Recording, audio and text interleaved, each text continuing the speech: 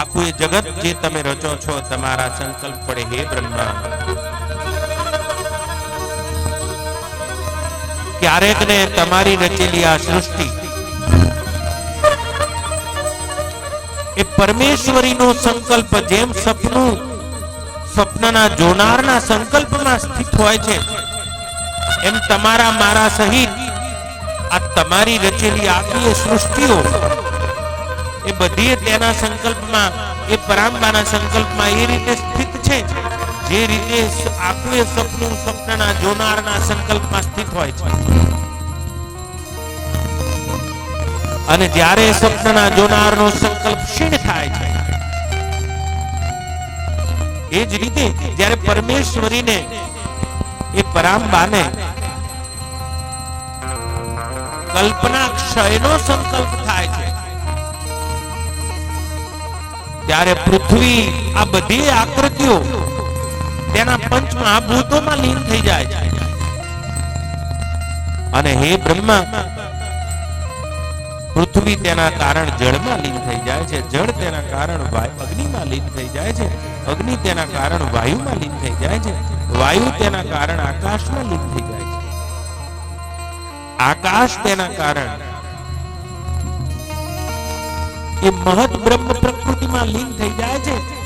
અને હે બ્રહ્માજી, તમે પણ મારા ઉદરમાં આવીને લીન થઈ જાઓ છો તે પ્રકૃતિ સહિત. અને તે વખતે પ્રલયકાલીન એકાર્ણવ સમુદ્રમાં એક વખતે જ્યારે આવો પ્રલય થયો ત્યારે કેવળ હું બચ્યો અને એક વૃક્ષના પાંદા ઉપર, એક વડના પાંદા ઉપર બાળ નારાયણનું રૂપ લઈને મારું બાળ નારાયણ રૂપ વધ્યું અને મારી આજુબાજુ પ્રલયકાલીન જળના સુસવાટા સિવાય બીજું કાંઈ ન હતું. અને મારું તે દામોદર સ્વરૂપ કરારવિંદેન પદારવિંદમ મુખારવિંદે વિનવેશયંતમ વટસ્ય પત્રસ્ય ફૂટે શયાનમ બાલમ મુકુંદમ મનસા સ્મરામિ. એ મારું બાળ નારાયણ રૂપ, બીજું કાંઈ બચ્યું નહીં યત કિંચિત. અને વડના પાંદા ઉપર હું તણાતો તણાતો તણાતો તણાતો જઈ રહ્યો અને મારા મનમાં પ્રશ્ન થયો કે મારાથી પર આ ચિત્ત પુરુષથી પણ પર એવી કઈ સત્તા છે જે આ પાણીના તરંગોને ધક્કા મારી રહી છે, અને એવી કઈ સત્તા છે જે વડના પાંદા ઉપર મને પણ ધકેલી લે છે. અને મને પ્રશ્ન થયો છે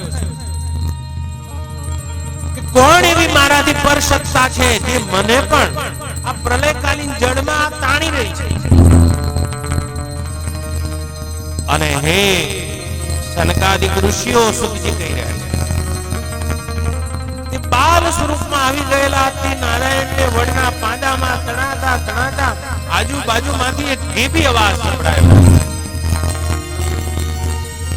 સર્વ ખલ્વિદમેવાહમ નાન્યદસ્તિ સનાતનમ, સર્વ ખલ્વિદમેવાહમ નાન્યદસ્તિ સનાતનમ. જે કાંઈ પણ છે સર્વ ખલ્વિદમેવાહમ એ હું જ છું અને મારાથી પર કોઈ ચૈતન્ય શક્તિ નથી. સર્વ ખલ્વિદમેવાહમ નાન્યદસ્તિ સનાતનમ, સર્વ ખલ્વિદમેવાહમ નાન્યદસ્તિ સનાતનમ. જે કાંઈ પણ છે તે હું જ છું અને મારાથી પર બીજું કાંઈ ચૈતન્ય સનાતન નથી. સર્વ ખલ્વિદમેવાહમ નાન્યદસ્તિ સનાતનમ. અર્ધ શ્લોકી દેવી ભાગવત છે જેને મહાપુરુષો અર્ધ શ્લોકી દેવી ભાગવત કહે છે. આટલો અર્ધ શ્લોક બોલવાથી દેવી ભાગવતના પઠનનું ફળ મળે. સર્વ ખલ્વિદમેવાહમ નાન્યદસ્તિ સનાતનમ, સર્વ ખલ્વિદમેવાહમ નાન્યદસ્તિ સનાતનમ. અને હે બ્રહ્માજી, નારાયણ કહી રહ્યા છે હું તણાતો તણાતો આ ગેબી અવાજ અને આકાશવાણીને સાંભળી રહ્યો હતો. અને આ કોણ બોલી રહ્યું છે? કઈ શક્તિ છે જે આ પાણીના તરંગોને તાણી રહી છે અને આ પ્રલયના કાલીન સમુદ્રમાં મને પણ તાણી રહી છે? કઈ શક્તિ છે એવું વિચારતો તો તે જ વખતે એ સિંહ ઉપર સવાર થયેલી તે આદ્ય ભવાની દુર્ગા અષ્ટભુજાણી અને કરોડો સૂર્ય સામે જાણે એક સાથે પ્રગટ થયા હોય એવી સ્ફટિકમણીના કાંતિવાળી એ પરાંબાને મેં સગુણ રૂપે જોઈ, જેના એક નખની જ્યોતિમાં કોટી બ્રહ્માંડોના મને દર્શન થયા છે અને એની નખ જ્યોતિમાં મારા જેવા કોટી વિષ્ણુ અને કોટી બ્રહ્મા શિવને મેં રમતા જોયા અને વડના પાંડામાં તણાતા મને એમને પોતાની એ ભાગવતી ધર્મનો ઉપદેશ કર્યો. બ્રહ્માજી એ જ પરાંબા છે જે આ જગતની આદિમાં નિર્ગુણ પરાશક્તિ રૂપે છે અને તે જ ક્યારેક લીલા કરવા માટે સગુણા થાય છે અને પોતાના સંકલ્પ વડે તમારી મારી અને શિવ જેવી મહાન આકૃતિઓનું સર્જન કરે છે. પોતાના એક એક અંશની અગણિત ઉમા, અગણિત રમા અને અગણિત લક્ષ્મીને જે જન્માવે છે.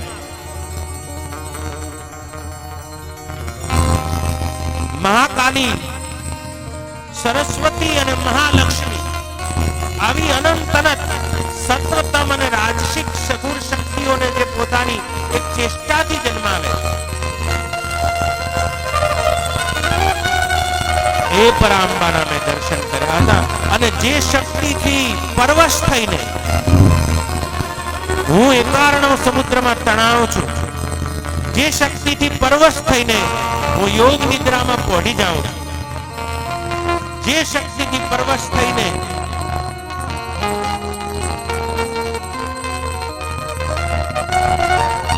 મત્સ્ય, કશ્યપ, નૃસિંહ, વરાહ, નૃસિંહ, વામન, રામ, કૃષ્ણ, બુદ્ધ, કલ્કી એવા મારા અવતારો જેની ચેષ્ટાથી થયા કરે તે પરાંબાને મેં કારણો સમુદ્રમાં નિહાળી હતી અને હું તેનું ધ્યાન કરી રહ્યો છું, તેનું આરાધન કરી રહ્યો છું.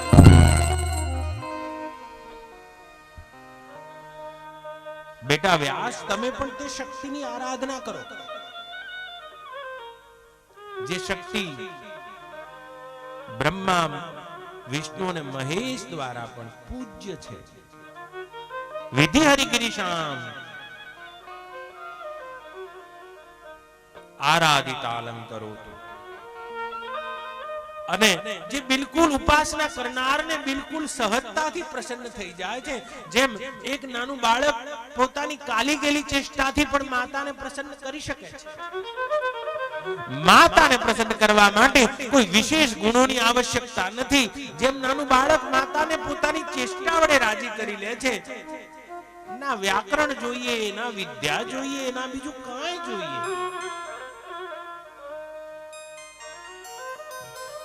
સુત પુરાણી એ સૌનક આદિ ઋષિઓને કહી રહ્યા છે તે દેવી કોણ છે? ઓમ સર્વ ચૈતન્ય રૂપા તામાદ્યામ વિદ્યા ચ ધીમહિ બુદ્ધિમ યો ન પ્રચોદયાત. શ્રીમદ દેવી ભાગવતનો એ પ્રથમ મંત્ર ગાયત્રી છંદમાં લખાયેલો. ઓમ સર્વ ચૈતન્ય રૂપા. જેમ હે સૌનકાદિ ઋષિઓ, માટીના બનાવેલા ઘડા તો કેટલાય હોય, પણ એમાં આકાશ, અખંડ અને એક રસ વ્યાપેલું હોય. એમ પ્રકૃતિના બનાવેલા આ ઘાટ તો ઘણાય છે, પણ ચૈતન્ય શક્તિ રૂપે તે અખંડ અને એક રસ બધાના અંતઃકરણમાં વ્યાપી રહ્યા છે અને બધાના અંતઃકરણને ચેષ્ટા કરનાર, ચેષ્ટિત કરનારા, સ્ફુરિત કરનારા ચૈતન્ય રૂપા. તામાદ્યામ એ આદિદેવી, विद्याम च धीमहि,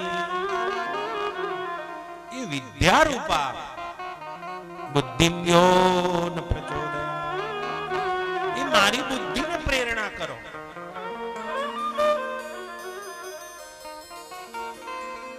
અને બ્રહ્માજી એ સૌનકાદિ ઋષિઓ એ ભાગવતી શક્તિનું જ્ઞાન પ્રાપ્ત કરીને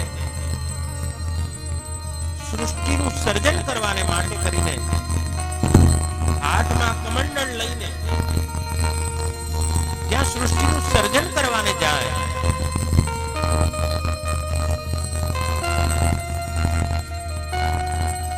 એ કારણો સમુદ્રમાં ભગવાન વિષ્ણુ જ્યાં પોતાની સરશૈયા ઉપર પડીને યોગ નિદ્રામાં સૂતા છે, તેમના કાનના મેલમાંથી મધુ અને કેટપ નામના બે જોડિયા રાક્ષસો જન્મ્યા છે. અને બ્રહ્માજી જેવી સૃષ્ટિને સર્જન કરવાને જાય હે સૌનકાદિ ઋષિઓ, વિષ્ણુના કર્ણમેલમાંથી જન્મેલા તે મધુ અને કેટપ બ્રહ્માજીને સામે યુદ્ધ કરવાને આયા છે. બ્રહ્માજી ઘણો પ્રતિકાર કર્યો પણ પહોંચી વળતા નથી અને દોડતા જ્યાં એકારણો સમુદ્રમાં એ આદિ નારાયણ ચિત્પુરુષ નારાયણ યોગ નિદ્રામાં સૂતા જોયા છે. ઘણો ઉઠાડવા પ્રયત્ન કર્યો છે કે આ મધુ અને કેટપ મને ત્રાસ દઈ રહ્યા છે, પણ ભગવાન વિષ્ણુને જ્યાં નિદ્રાથી પરવશ થયેલા જોયા છે, એમને તે પરમેશ્વરી સત્તાનું જે નારાયણે જ્ઞાન આપ્યું હતું તે સત્તાનું જ્ઞાન થતા તેમને પરમેશ્વરીની સ્તુતિ કરી છે. દેવી ભાગવતની કથા તત્વાર્થ કથા છે અને આમાં જેટલા પણ અસુરો આવે છે એ બધાએ આપણા હૃદયમાં ક્યાંક બનેલા બેઠા છે. આપણા હૃદયમાં જેને અંબાનો સાક્ષાત્કાર કરવો છે, આ હૃદયની ભૂમિકાનું નામ જ મણિદ્વીપ છે. ભૂમિ નહીં, ભૂમિકા, જેમાં એ પરમેશ્વરી તત્વનો સાક્ષાત્કાર થશે. પણ હૃદયની ભૂમિકા કેવી બનાવવી પડશે? આમાં જેટલા પણ અસુરો આવે છે એ બધાએ આપણા હૃદયમાં બનેલા બેઠા છે. ચાહે તે મધુ અને કેટપ હોય, હયગ્રીવ હોય, શુંભ હોય, નિશુંભ હોય, રક્તબીજ હોય, ધૂમ્રલોચન હોય, બાષ્કલ હોય, મહિષાસુર હોય, રક્તબીજ હોય, રંભ હોય, કરંભ હોય, આ બધા આપણા હૃદયની વૃત્તિઓના ક્યાંક ને ક્યાંક નામ છે. અને અહીંયા પ્રથમ દિવસ છે અને પહેલા જ બે રાક્ષસો આયા છે, મધુ અને કેટપ. અને બહુ સરસ વ્યાસની લેખની છે. વ્યાસનું વર્ણન શક્તિ તો જુઓ. વિષ્ણુ સૂતા છે અને એમના કાનના મેલમાંથી બે પેદા થયા છે, મધુ અને કેટપ.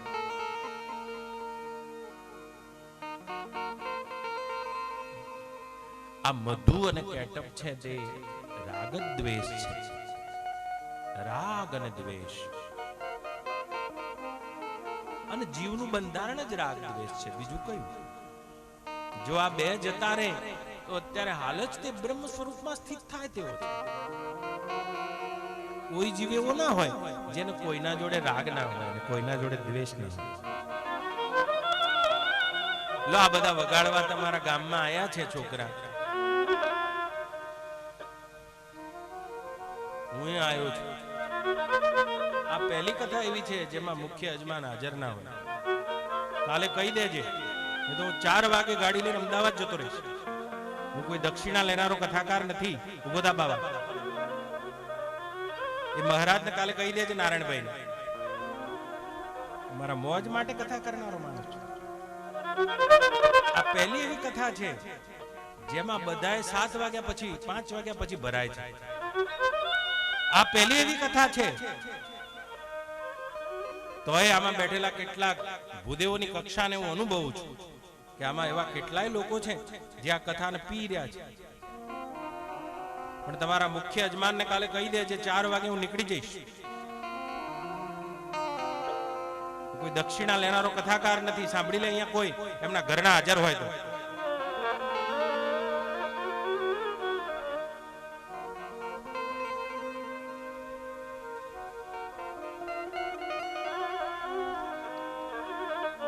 માતાજીની કથા છે તો માતાજીનું રૂપ તો આવશે જ ને. તારે વાત કરે છે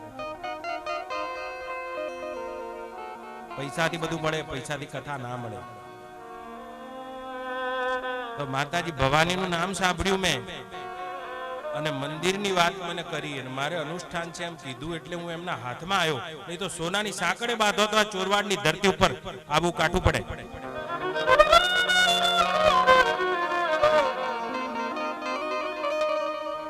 કાલે 4 વાગ્યાથી 7 વાગ્યા સુધી અમને બેસવાનું હોય તો જ કહી દેજે કાલે.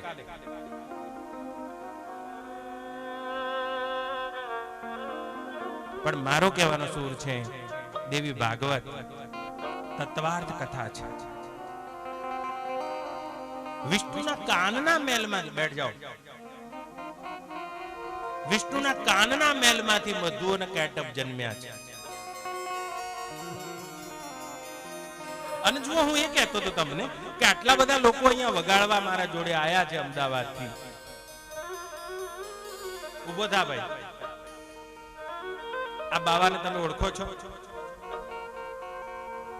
ઓળખતા નથી તો એના જોડે રાગય નથી ને દ્વેષય નથી. જેમ છે તેમ તમે ભાડી રહ્યા છો અને જેમ છે તેમ તો બધાએ ષષ્ઠી તું નારાયણી મહિષાસુર માર્યો નર નારીના રૂપે વ્યાપ્યા સગડેમાં.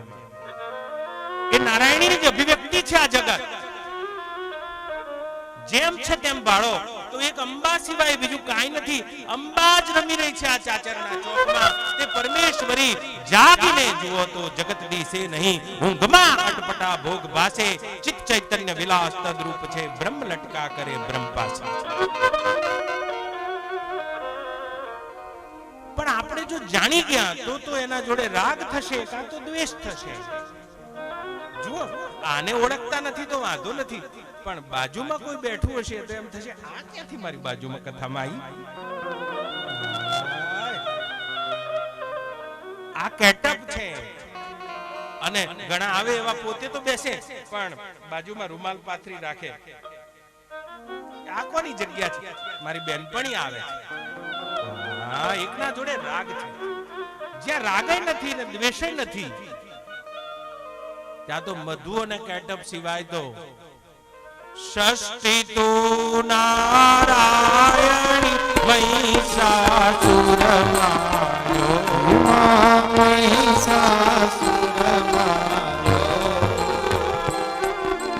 નર નારી ના રૂપે વ્યાપ્યા સગડે માં. ઓમ જયો જયો માં જગદંબે. એ જ નારાયણી વ્યાપેલી છે જેમ દૂધમાં ઘી વ્યાપેલું, જેમ તલમાં તેલ વ્યાપેલું, જેમ મેદીમાં રંગ વ્યાપેલો. પણ આપણને કેમ નથી દેખાતી? આએ બાવાજી 9 દાડે કથા પતાઈને જતા રહેવાના છે. પણ જો રહેશે ને અહીંયા તો અડધાને આમના જોડે રાગ થશે ને અડધાને દ્વેષ. આયો મધુ કેટઅપ જન્મે છે ક્યાંથી? આ વ્યાસની કલમ છે.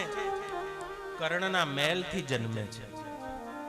સાંભળી સાંભળીને ફલાણો આવો છે દ્વેષ થશે. જોવા તો ગયા ના. ફલાણો આવો છે રાગ થશે. આ કાનનો મેલ છે અને આમાંથી રાગ દ્વેષ જન્મે છે. ભાઈ સંસાર છોડવો એટલે શું થાય? ઘર છોડવું એ તો સાવ સહેલું છે. ઘર છોડીને માથું બોડાઈ દેવું અથવા તો ગોરખનાથના ધૂણે જતા રહેવું આ તો બધું સહેલું. પણ સંસાર આટલો સ્થૂળ નથી આ રૂમાલ જેવો કે આમ નાખી દઈએ ને આગા જતા રહીએ. આપણા રાગ અને દ્વેષનો જે વિસ્તાર છે તે સંસાર છે. 900 કરોડ લોકો આ ધરતી ઉપર છે પણ આપણા સંસારમાં નથી. આપણો સંસાર કેટલો છે? જેના જોડે રાગ છે, જેના જોડે દ્વેષ છે. 2000 માણસના મેળામાં ગયા હોય, એમાં મેળામાં બધું આપણને ના છપાય ચિત્તમાં, પણ જેના જોડે રાગ હોય ને આપણને મળે તો આપણે એને એવો ભેટીએ કે હા કેટલા દાડે મળ્યા છે. અને જેના જોડે દ્વેષ હોય એ મેળામાં મળે તો આપણને એમ થાય બલા ક્યાંથી આવી. એક સભર ભરેલા બ્રહ્મમાં કોઈ બલાય હોય? ક્યાંથી આવી છે બલા? આ કાનમાંથી નીકળેલો મેલ કેટઅપનું રૂપ ધારણ કર્યો છે દ્વેષ. તો કોના જોડે અહીંયા દ્વેષ કરવા જેવો છે? જો આખું એ જગત તે પરમાત્મામાંથી જન્મ્યું હોય તો કોના જોડે અહીંયા દ્વેષ કરવા જેવો છે? અને આમ જીવવાનું કેટલું હશે આપણે બધાએ?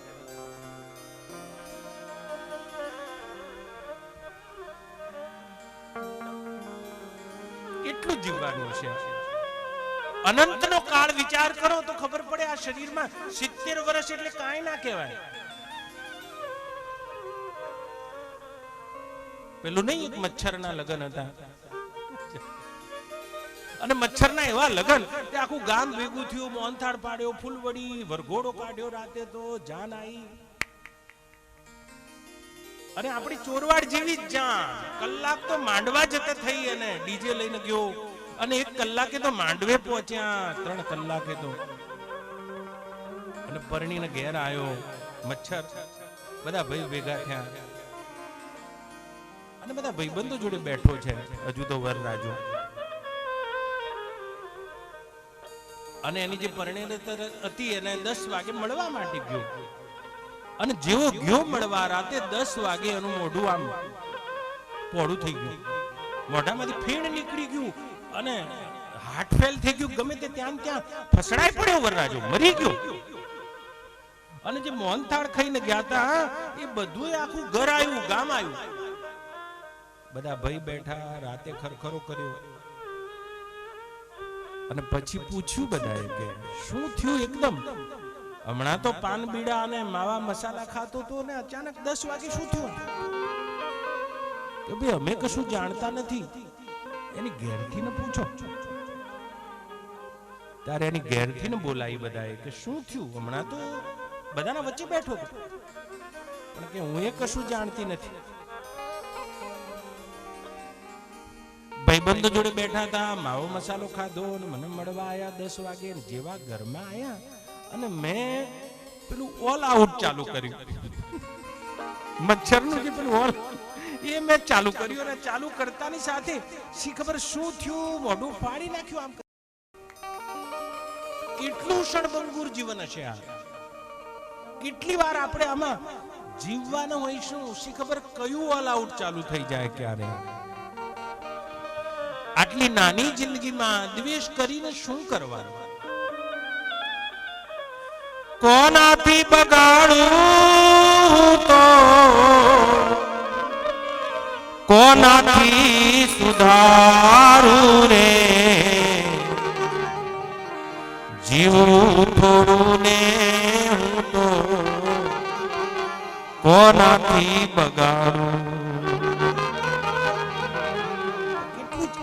રાગ દ્વેષ છે કે કારણ સમુદ્રમાં આપણા પાછળ છે. એક ઘરમાં આપણે 5 જણા હોઈએ તો એકના જોડે રાગ, એકના જોડે દ્વેષ.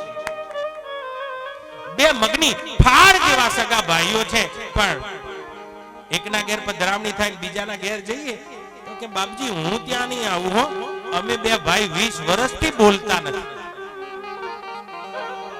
અરે કોનાથી બગાડું તો કોનાથી સુધારું રે, જીવવું થોડું ને હું તો કોનાથી બગાડું. અરે રે ખાલી આવ્યા ખાલી જવું. दुनिया में खूब कमाया, क्या हीरे क्या मोती, लेकिन क्या करे यारो, कफन में जेब नहीं होती. આપણા ઘેર બાબો આવે ને તો ફઈબા એનું નામ પાડે અને છઠ્ઠીના દાડે છઠ્ઠિયું પહેરાવે. છઠ્ઠિયું અને છઠ્ઠિયાને ગજવું ના હોય, ખીચું ના હોય. ગજવું જે રૂપિયા મૂકીએ એ ગજવું. સમજો ગજવું કાઠિયાવાડીમાં શું કહેવાય? શું કહેવાય ને? ખીચું. ખીચું જ કહેવાય. કહેજો મારા એ અને છઠ્ઠિયાને ખીચું ના હોય, ગજવું ના હોય. રૂપિયા મૂકવાનું પોકેટ. અને માણસ મરી જાય ને એ વખતે એને ખાપણ ઉડાડે. ખાપણ ને ખીચું ના હોય. ખીચા બધા વચ્ચે આયા બધા. જોજો જબ્બા સીવડાવા જાય તો દરજીને કે પાછા 2 ખીચા તો મુકાવે, એક ચોર ખીચું વધારાનું મુકાવે. અરે રે ખાલી આયા ખાલી જવું, ઓગટ મનમાં શું ભૂલાવું. સાર છે ભાઈ સંપમાં એનો, શંખ શું વગાડું રે. જીવું થોડું ને હું તો કોનાથી બગાડું, કોનાથી બગાડું તો કોનાથી સુધારું રે. જીવું થોડું ને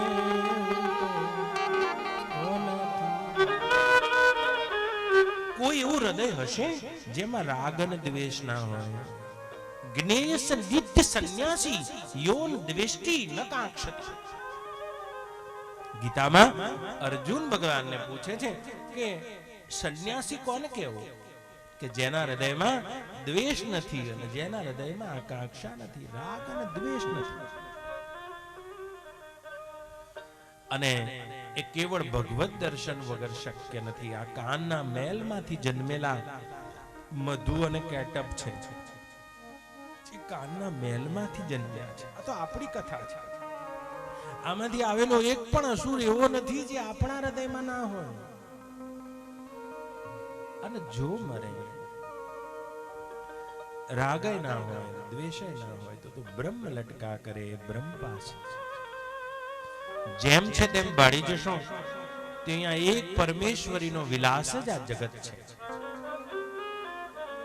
રાગ થશે અને રાગ જ અનેક જન્મોનું કારણ બનશે.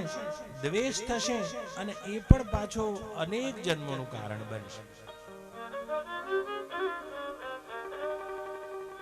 અને જોજો તમે શેરડી ખાતા હોય, એ શેરડી આખી શેરડીમાં રસ હોય, પણ જ્યાં ગાંઠ હોય ને ત્યાં રસ ના હોય. અને જેના હૃદયમાં રાગ દ્વેષની ગ્રંથિઓ પડી છે, બસ એના હૃદયમાં તે પરમેશ્વરીનો રસ પ્રગટ થતો નથી. અને દ્વેષ હશે તો પાછો જન્મ લેવો પડશે. અંતકાલે યમ યમ સ્મરણ ભાવ ત્યજ્યન્તે કલેવરમ. જે ભાવોનું સ્મરણ કરતા કલેવર છૂટશે તે ભાવના આકૃતિને પાછો પ્રાપ્ત થઈ જાય છે. તો શું છોડવો છે?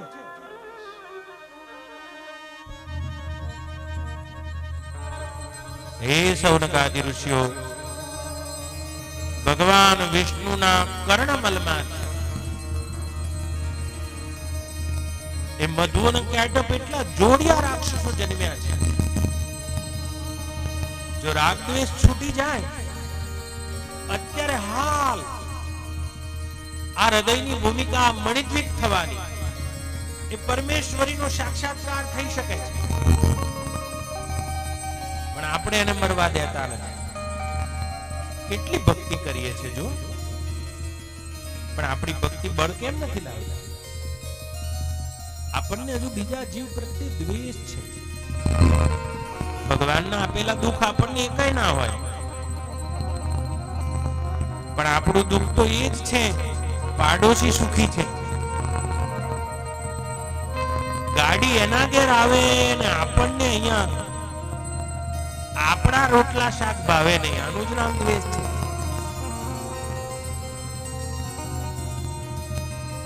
મરે બ્રહ્માજી યોગ નિદ્રામાં પડેલા વિષ્ણુને જોઈને તે પરમેશ્વરી આદ્ય પરાંબાની સ્તુતિ કરી છે. હે પરાંબા, હે જગત જનની, જ્યારે આખું આપનું રચેલું આ પ્રપંચ અને વિશ્વ પ્રલય પામી જાય છે, મારી આકૃતિ પણ પડી જાય છે, બ્રહ્માજી કહી રહ્યા છે. તે વખતે પ્રલયકાલીન જલમાં તમે જ તમારા અસ્તિત્વનો શક્તિનો મહિમા વડના પાંદામાં તણાતા તે બાલ વિષ્ણુને કયો હતો.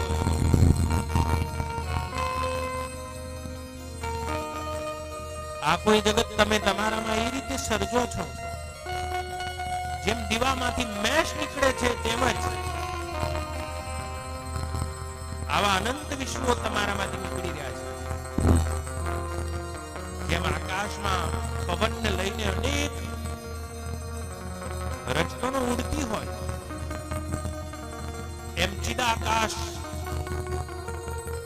માં આપણા સંકલ્પને લઈને આવા અનંત બ્રહ્માંડો ઉડી રહ્યા છે. આપણા એક એક રૂવાડામાં આવા અનંત બ્રહ્માંડો કલ્પિત છે. આ સૃષ્ટિના સર્જન વખતે આ મધુ અને કેટપથી થાકી ગયેલા બ્રહ્માને આપ સહાય કરો. અને હે સૌનકાદી ઋષિઓ, એ પરાંબા બ્રહ્માની આગળ પ્રગટ થયા છે. સિંહ આકૃતિ, સિંહ ઉપર સવાર છે. 8 ભુજાઓ અને 8 ભુજાઓમાં એક એક આયુધ ધારણ કરેલા છે. કરોડ સૂર્ય એક સાથે ઉગ્યા હોય એવું દેદીપ્યમાન સ્ફટિકમણિ સમૂહ કાંતિમય દેહ છે. લાલ રંગની સાડી પહેરી છે.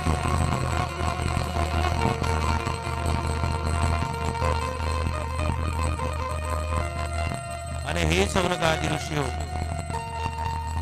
જેનો ભૃગુટીનો વિલાસ ફરી જતા, જેની ભૃગુટી ફરી જતા આવા અનંત અનંત બ્રહ્માંડો લય થઈ જાય છે.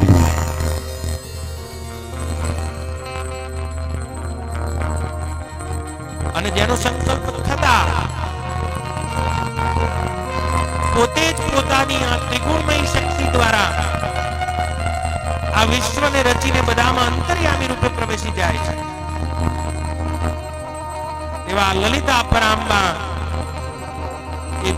ભગવતી ભુવનેશ્વરી પ્રગટ થયા છે. અને યોગ નિદ્રાથી વશ થયેલા વિષ્ણુ પણ જાગી ઉઠ્યા છે.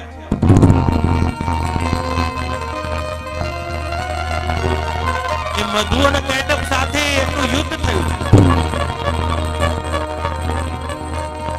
1000 બ્રહ્માની ચતુર્યુગી સુધી યુદ્ધ ચાલ્યું છે. મધુ અને કેટપ મરતા નથી. ભગવાન વિષ્ણુ પણ એક આદ્યજન્ય પરાંબા ભગવતીની સ્તુતિ કરે છે. ભગવતી પોતાની રૂપ માધુરીની ચેષ્ટા વડે મધુ અને કેટપને મોહિત કર્યા છે.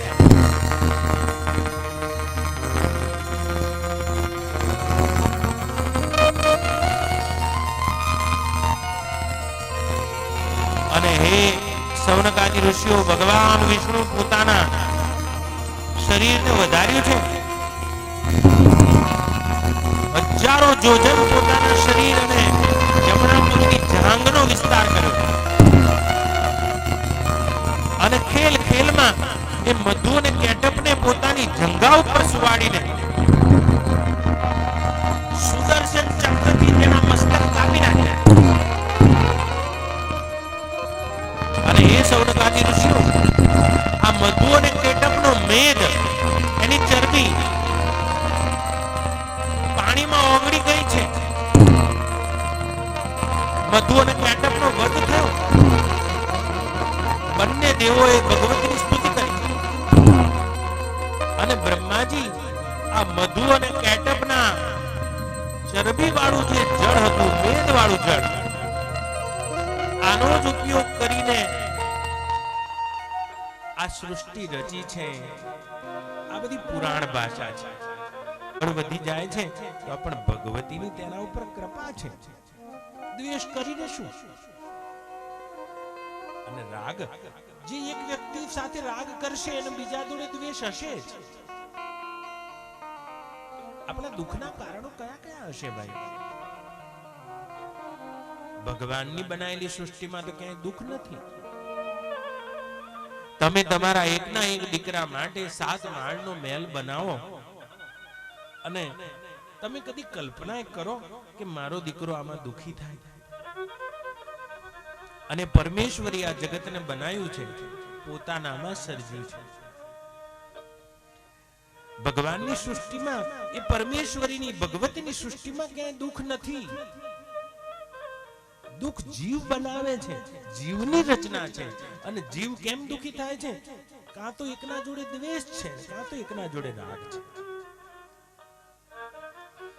અને આ ના હોય તો ભગવાનની સૃષ્ટિમાં મેળો તો માલવા જેવો છે. આપણી ભક્તિ પણ રંગ નથી લાવતી. એનું શું કારણ છે? ગામડા ગામમાં પાણીનો કૂવો નહીં. નારાયણભાઈ અને પાણીનો કૂવો બધા ભાઈ ભેગા થયા કે કઈ રીતે કૂવો કરીએ આપણે. પતાળ કૂવો 700 રૂપિયામાં થશે. ઉઘરાણું કર્યું, મુંબઈ ગયેલા શેઠિયાઓ પાસે દાન લઈ આયા, કૂવો કર્યો ગામમાં, પતાળ કૂવો, જેથી આખું ગામ પાણી પી શકે. અને જે વાણિયા ભાઈએ પૈસા આપ્યા હતા, જે શેઠે પૈસા આપ્યા હતા, એ શેઠને પણ બોલાયા. શેઠે પોતાના ગુરુના હાથે કૂવાનું ઉદ્ઘાટન કરાયું અને બિલકુલ મીઠું કોપરા જેવું પાણી આવ્યું. ગુરુ જતા રહ્યા. 10 દિવસ પછી ગુરુનો કાગળ લખ્યો કે બાપજી, જે કૂવાનું ઉદ્ઘાટન તમે કરીને ગયા છો, એ કૂવાનું પાણી તો ગંધાય છે. બાપજી આયા છે. બાપજીએ કીધું કે ભાઈ, હું કઈ બહુ મોટો તપસ્વી નથી, પણ મેં મારા ગુરુદેવનું નામ લઈને આ કૂવાનું ઉદ્ઘાટન કર્યું તો આવું બને નહીં. પાણી કેમ ગંધાય છે? આનું કારણ તપાસ્યું. બધાએ તો ના બોલ્યા, પણ એક ભાઈ બોલ્યો કે બાપજી, જે દિવસે કૂવાનું ઉદ્ઘાટન થયું એ દિવસે બિલાડીના 2 બચ્ચા અંદર મરી ગયા છે. તો બાપજીએ કહ્યું કે મરેલા બચ્ચા તમે કોઈ ઉપાય ના કર્યો? બીજો ભાઈ બોલ્યો, ઉપાય તો ઘણા કર્યા, કૂવાને તો 10 વખત ઉલેચ્યો છે. કૂવાને ઉલેચ્યો, પણ શું એ મરેલા બચ્ચાને બહાર કાઢ્યા છે? કે ના બાપજી, અમે બચ્ચાને તો બહાર કાઢ્યા નથી. કૂવા ઉલેચ્યો 10 વખત, પણ બચ્ચાને બહાર નથી કાઢ્યા. એમ આપણું હૃદય જ તે કૂવો છે વિનયભાઈ. અને એક કથા કરીએ ને એટલે આખો કૂવો ઉલેચાઈ જાય. પણ તોય આ બિલાડીના મરેલા બચ્ચા રાગદ્વેષ છે, એ આપણે જ્યાં સુધી બહાર ના કાઢીએ ત્યારે ગઈ વાત. હવે આવતી કથાએ, આવતો ચૈત્ર મહિનો આવે અને કથા બેસે ત્યારે થાય. આવો અને આ મધુ અને કેટમને મારવા હોય તો કોના જોડે રાગ અને કોના જોડે દ્વેષ? જો આખી સૃષ્ટિ મારી અંબાની બનેલી હોય,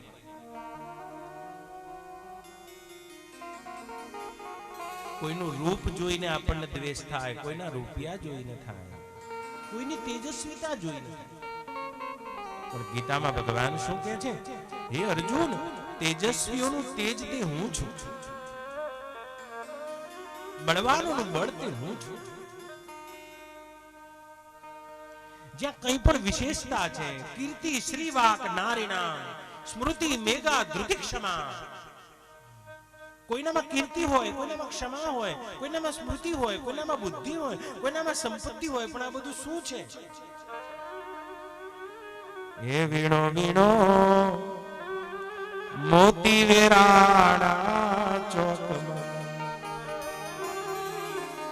અને કોના મોતી હશે આ બધા? એ આવારુડા ચાચર વાળીના ચોકમાં એ અંબા માના મોતી વેરાણા ચોકમાં.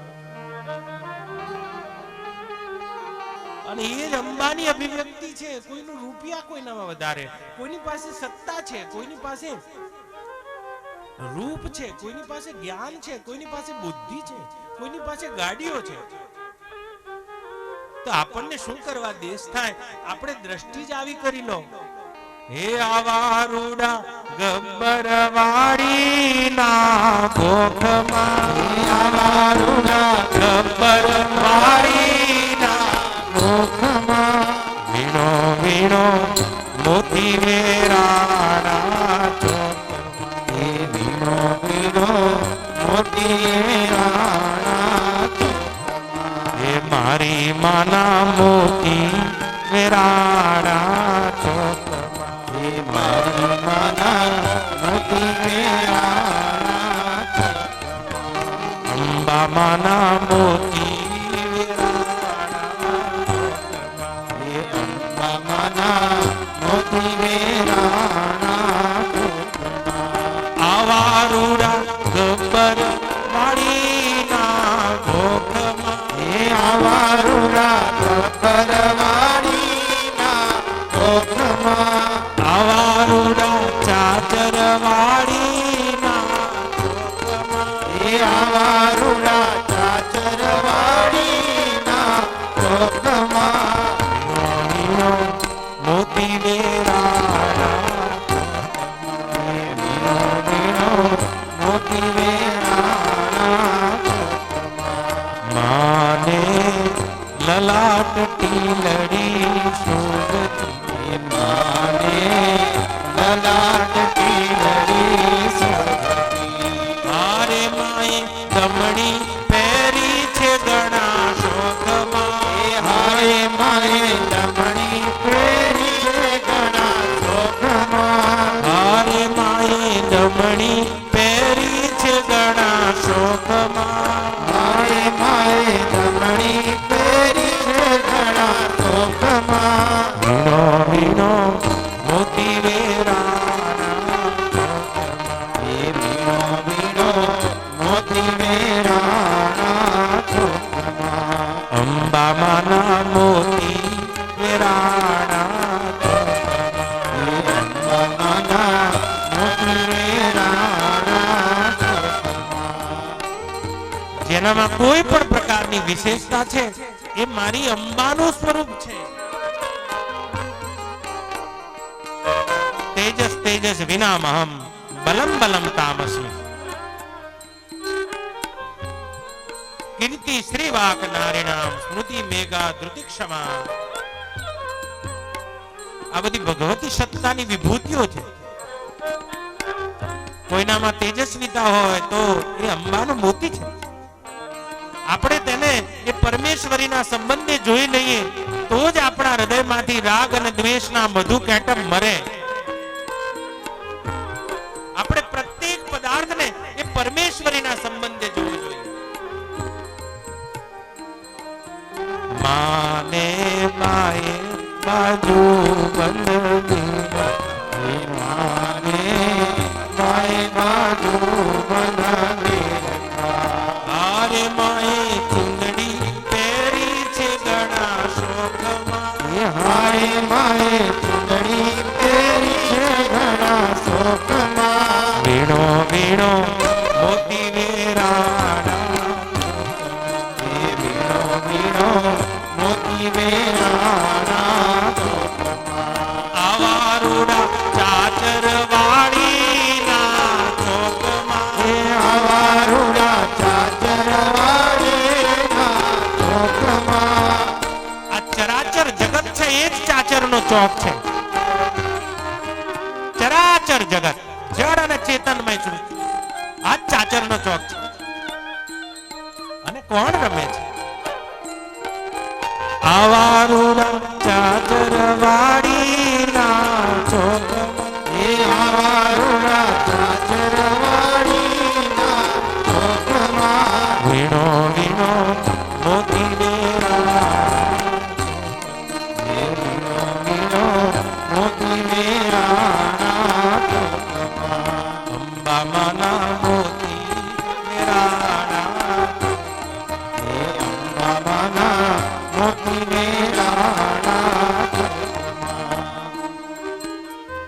ગીતામાં ભગવાન કહે છે અહમ આત્મા ગુડાકેશ સર્વભૂત અહમ સ્થિત. હે અર્જુન, આમ તો મારી વિભૂતિઓનો અંત નથી, પણ વધારે કહેવાતી શું છે, પ્રત્યેકનો હું આત્મા છું. આત્મ તત્વ મારી પહેલી વિભૂતિ છે. અને પ્રત્યેકને જ્યારે આપણે તે પરમેશ્વરીના સંબંધે જોઈ લઈએ તો જ હૈયાના રાગ અને દ્વેષ રૂપી મધુ કેટપ મરે છે. આપણા હૈયામાં હાસ થઈ જશે જ્યારે પ્રત્યેક પદાર્થને આપણે પરમેશ્વરીના સંબંધે જોઈશું. જુઓ ને, રૂપ થોડું મારામાં છે, રૂપ તમારામાં છે, રૂપ આમાં છે, આમાં છે. આ બધું એ રૂપ શેમાંથી આવતું હશે? હા, એ રૂપનું નિધાન છે તે અંબા છે. થોડું જ્ઞાન મારામાં છે, થોડું જ્ઞાન તમારામાં છે. મચ્છરમાં જ્ઞાન છે કે આમાંથી કોના ઉપર બેસવું. આ બાળનાથ કહે છે મને મચ્છર કરડતા જ નથી, પણ તને કરડીને કરે શું મચ્છર? હાડકાનો માળો હોય એ નથી કરડતા મચ્છર. તો મચ્છરમાં થોડું જ્ઞાન છે, પણ આખું સમગ્ર જ્ઞાન જેમાં હશે તે અંબા છે. સમગ્ર યશ, સમગ્ર શ્રી, સમગ્ર વીર્ય, સમગ્ર પરાક્રમ, સમગ્ર શોભા, સમગ્ર શ્રી, અને તે શ્રી અંબા છે. અને એના સંબંધે આખા વિશ્વને જોવાની રીત આને કહે છે ભક્તિ. ભક્તિ એટલે શું? પ્રત્યેક પદાર્થ આપણને અંબાના સંબંધે દેખાય, પણ આપણને તો અહીંયા મારો થઈને દેખાય છે. રાગ થશે, દ્વેષ થશે. આખા સંસારના છેલ્લે આપણને મળે શું? પરીક્ષિત રાજાને તક્ષક કરડવા આવ્યો એટલે શ્રીમદ ભાગવતમાં તક્ષકની જગ્યાએ તક્ષક એટલે કાળ, બીજું કોઈ નહીં, જે પરીક્ષિતને કરડ્યો. અને દેવી ભાગવતમાં તક્ષક, આ કાળ કોણ છે? આખી જિંદગી પતે પછી છેલ્લે શું ઊભું હશે? નારાયણભાઈ, આ તમારી જિંદગી પૂરી થઈ ગઈ, મારી થઈ ગઈ, માનો એ વખતે છેલ્લે શું ઊભું હશે? એ તારા ડુંગરેથી ઉતર્યો વાઘ રે. આ કાળ છે. હે મારી અંબા. આપણને એમ થાય આ કરી લો, આ કરી લો, આ કરી લો, આ કરી લો. તો છેલ્લું સ્ટેન્ડ કયું આવશે? આપણા ખાટલા આગળ કોણ ઊભો હશે? એ તારા વાઘને પાછો વાર રે. એ પરમેશ્વરીની એક ચેષ્ટા કાળ છે. હે અર્જુન, સર્વે હરી લેનારાઓમાં હું કાળ છું. અને કાળ છે અંબાનો વાઘ આવીને ઉભો છે. શું કરીએ તો પાછો જાય?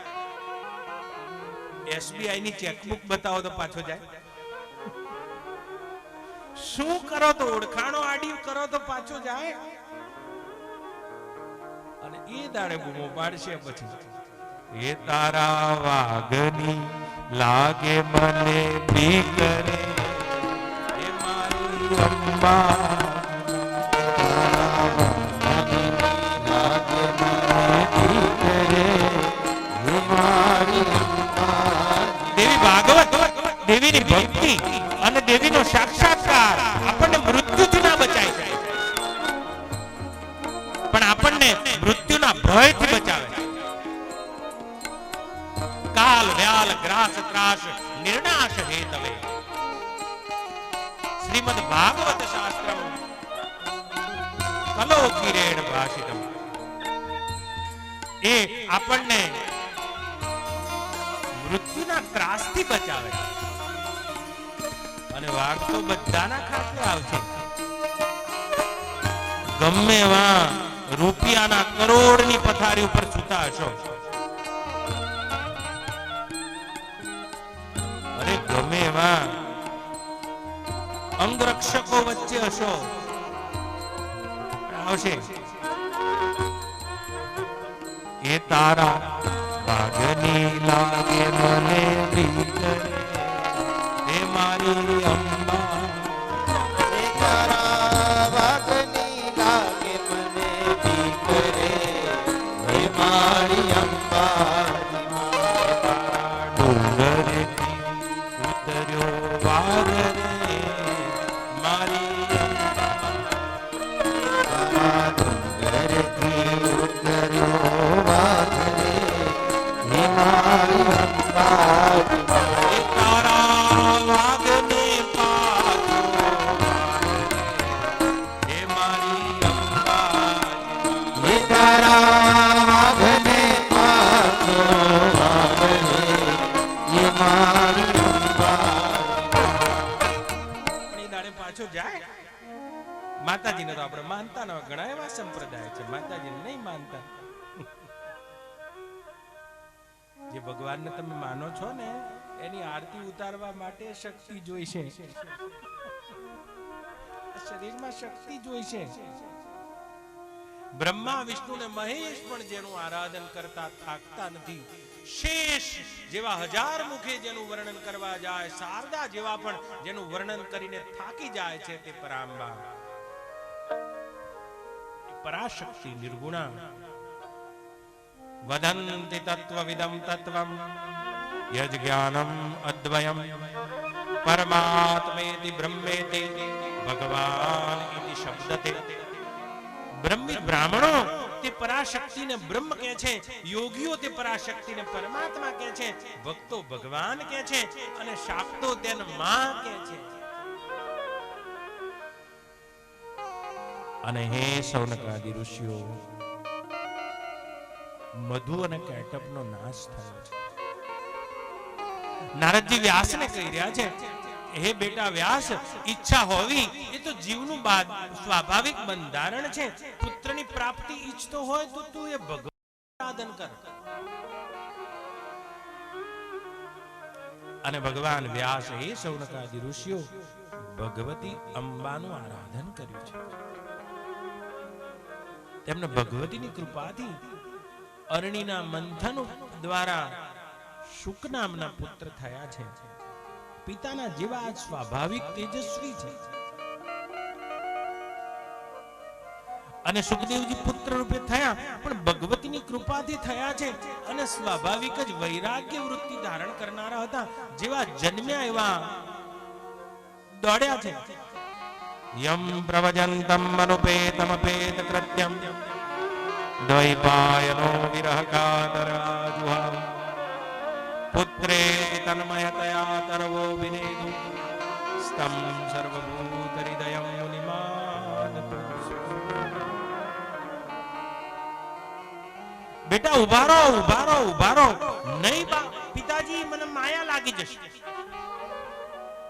અરે બેટા, તમને પુત્ર તરીકે પ્રાપ્ત કરીને હું તમારો ગૃહસ્થ આશ્રમ જોવાને માંગુ છું. પિતાજી,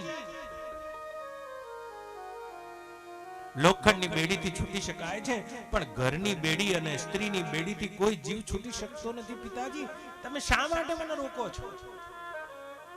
આ ગૃહસ્થ આશ્રમને તો હું ભારરૂપ ગણું છું. અને જે બેડીઓ, સ્ત્રીની બેડી મારા પગમાં આવી જાય તો આ મનુષ્ય જીવનને મેળવવાનો શું હેતુ હશે? આ 84 લાખ યોનિઓમાં ફરતા ફરતા મનુષ્ય જન્મ પ્રાપ્ત થયો છે એ શું આ ક્ષણિક ભોગો અને સુખ મેળવવા માટે હશે? દિવસ રાત નિદ્રયા હ્રિયતે નક્તમ ચ વયેન ચ વાવયા દિવાચારથે હયા રાજન કુટુંબ ભરણેન વા. ગૃહસ્થી મનુષ્યોનું જીવન મેં જોયું છે. ગૃહસ્થીઓનું આખું એ જીવન અડધી રાત્રિ તો નિદ્રા અને સ્ત્રી ભોગ આદિમાં વીતી જાય છે અને દિવસ કુટુંબના ભરણ પોષણ અને ચિંતામાં વીતી જાય છે. હું આ ઘર ધંધામાં પડવાને માંગતો નથી. આ ભગવતીની માયામાં પ્રતીત થતા આ જગતને હું સત્ય નથી માનતો. પિતાજી સાંભળો, તમામ ભણતરોના મૂળને પણ મેં જોઈ લીધું છે. બૃહસ્પતિ જેવા ગુરુને પણ જોયા છે. એ બૃહસ્પતિ જેવા ગુરુ પણ કદી પણ ન મટવા વાળા ગ્રહસ્થના કુવામાં એ રીતે ઊંધા મોઢે પડ્યા છે. જે પોતે જ પડ્યા છે મને શું તારવાના છે? આ ભગવતીની માયામાં પ્રતીત થતું બ્રહ્માંડ કેવલ આકાશમાં દેખાતા નીલ વર્ણની પેઠે છે. આમાં સત્યતા હું કશીએ બાળતો નથી. પિતાજી, જેમ રાત્રે સ્વપ્નમાં સંયોગ થાય, વિયોગ થાય, સુખ થાય, દુઃખ થાય, સ્વપ્નના સંયોગ, વિયોગ, સુખ, દુઃખ આ શું કઈ સાચું છે? આ તો બધી ભગવતીની માયામાં મોહિત થયેલા જીવો આ હું છું અને આ મારું છે એમ બક્યા કરે છે. આ શરીર હું છું અને આ મારું છે એમ ભગવતીની માયામાં બક્યા કરે છે. પિતાજી, તમે કયા પુત્રને મારો માનો છો? જરા પાછું વળીને જુઓ. અનંત જન્મોમાં તમારા હાડકાનો ઢગલો કરું તો અનંત જન્મોના હાડકા મેરુ પર્વત પણ ટૂંકો પડે તેવા અનંત જન્મોના તમારા હાડકા છે. પિતાજી, કેટલાય જન્મમાં તમે મારા પુત્ર થયા છો અને કેટલાય જન્મમાં હું તમારો પિતા થયો છું. આ તો બધી ભગવતીની માયા છે. અરે પિતાજી, આ પુત્ર મારો છે, આ બ્રહ્મણાને તમે છોડી દો. આ ભગવતીની માયામાં તમે મોહિત થયા છો. સુખદેવજી પોતાના પિતા વ્યાસને કહી રહ્યા છે. અરે પિતાજી, એક ચકલી હોય એ કેટલાય પ્રકારના વૃક્ષના બીજને, ટેટા આદિને ખાતી હોય છે અને ચકલીની ચરકમાંથી વળી પાછો બીજો વડ ઊભો થાય છે. ચકલીની ચરક જ્યાં પડે અને એમાંથી એક નવો વડ જન્મે છે, શું તે વડને ચકલી પોતાનો પુત્ર માને છે? તમારા શરીરમાંથી પસાર થયેલી ધાતુ અને મારા માતાના રજ દ્વારા શરીર જન્મ્યું છે. તમે શું મને તમારો પુત્ર માનો છો? પિતાજી, આ શરીર હું છું અને આ પદાર્થો મારા છે. આવી ભ્રમણામાં જીવવું આ જ ભગવતીની માયા છે. અરે પિતાજી, આવા તો કેટલાય જન્મમાં જેમ ગંગામાં અનેક તણખલા રમતા હોય, પાણીનું પૂર આવે અને ગંગામાં કેટલાય તણખલા ભેગા થઈ જતા હોય પિતાજી, અને જ્યારે પાણીની છાલક આવે અને બધાય તણખલા છૂટા પડી જાય છે. એ જ રીતે આ સંસારમાં ભગવતીની માયામાં જીવતા બધાય જીવો પત્ની, પુત્ર, શત્રુ, મિત્ર આ બધાય ગંગામાં તણખલા રમે તે રીતે રમી રહ્યા છે અને પાણીની છાલક આવે અને કયા સંબંધો ક્યાં જઈને ઉભા રહે. અરે પિતાજી, જેમ ઉનાળાના દિવસોમાં વટે માર્ગુ જતા હોય અને તે વટે માર્ગુ પાણી પીવા માટે રસ્તામાં પરબ આગળ કોઈ ઝાડ નીચે ઉભા રહીને વાતો કરે, સારો છાંયડો જોઈને. અરે પિતાજી, હું તો એમ જ માનું છું કે આપણે બધાએ આ અનંત ભવાટવીમાં ઘૂમતા જીવો આ સંસારની પરબ ઉપર ભેગા થયેલા છીએ.